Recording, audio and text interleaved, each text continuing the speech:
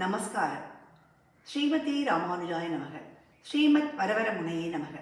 ஸ்ரீ சைலேச தயாபாத்திரம் தீபக்தியாதி குணார்ணவம் யதீந்திர பிரபணம் வந்தே ரம்யஜா மாதுரமுனிம் லக்ஷ்மீநாத சமாரம்பாம் நாதயாம் அனுமத்தியமாம் அஸ்மத் ஆச்சாரிய பர்யந்தாம் வந்தே குரு பரம்பராம் யோ நித்யம் அச்சுத பதாமஜ யுக்மருக்ம வியாமோகத ஸ்ததிதராணி திருநாயமேனே அஸ்மத் குருர் பகவதோ தயேக சிந்தோகோ ராமானுஜஸ்ய சரணோ சரணம் பிரபத்தே.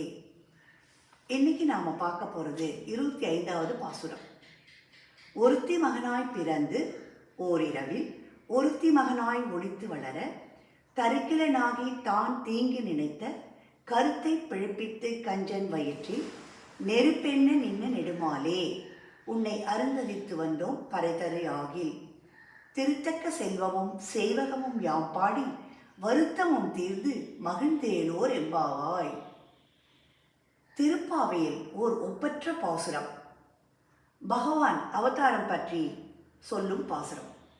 எல்லோரும் புரிந்து கொள்ளும் வகையில் எளிய தமிழில் ஆண்டாள் பாடியிருக்கிறாள். கம்சனால் என்ன ஆபத்து வந்துவிடுமோ என்று கண்ணன் பிறந்த நாளை மிகவும் எளிமையாகத்தான் கொண்டாடினார்கள். விமர்சையாக கொண்டாட முடியவில்லை. எனவேதான் இப்பொழுது ஸ்ரீ ஜெயந்தியை வெகு விமர்சையாக கொண்டாடுகிறோம். ஜெயந்தி என்றால் அஷ்டமி திதியில் ரோகிணி நட்சத்திரம் இணைந்து வரும் நாளைத்தான் நாம் ஸ்ரீ ஜெயந்தி என்று கொண்டாடுகிறோம். நிறைய வகை வகையான பட்சணம் பண்ணி கொண்டாடுகிறோம். ராமர் பிறந்த நாளுக்கு பானகமும் வடபருப்பும் தான்.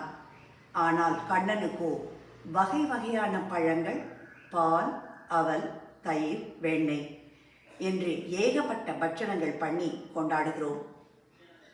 தேவகி என்ற ஒருத்தியின் மகனாய் பிறந்து அன்று அவதரித்த ஒரே இரவில் இடம் பெயர்ந்து யசோதை மகனாய் ஒளிந்து மறைத்து, அதாவது கம்சன் பார்வை படாதபடி வளர்ந்தார். அதை கம்சனால் பொறுத்து கொள்ள முடியவில்லை. தீங்கு நினைத்த கம்சனுடைய திட்டங்கள் வீணாய் போகும்படி செய்து கம்சனின் வயிற்றில் நெருப்பு போல் வந்து நின்ற மிக உயர்ந்த திருமாலே உன்னை பிரார்த்தித்து வந்தோம். நாங்கள் பறை கேட்டு வந்திருக்கிறோம்.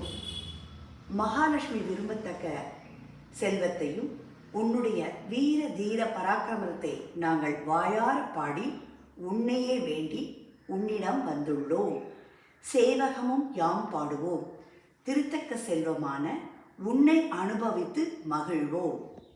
ஆண்டாள் திருவடிகளே சரணம். ஆழ்வார் எம்பெருமானார் ஜிய திருவடிகளே சரணம்.